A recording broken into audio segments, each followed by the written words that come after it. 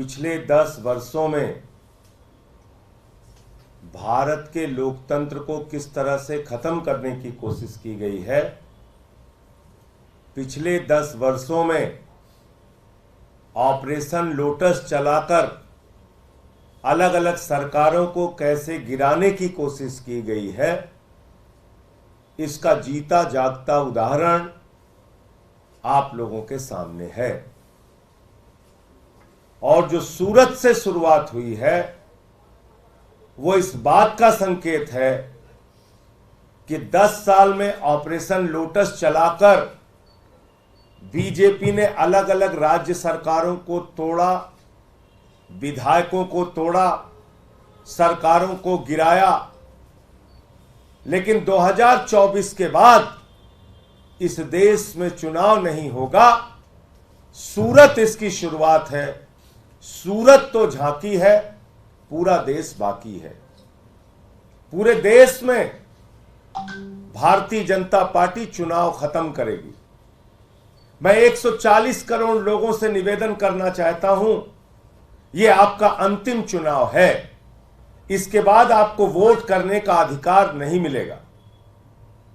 और आपने देखा, कभी आपने नहीं सुना होगा, लोकसभा का चुनाव देश की सत्ताधारी पार्टी बगैर मतदान के जीत जाती है, बगैर वोट के जीत जाती है, बगैर चुनाव के जीत जाती है।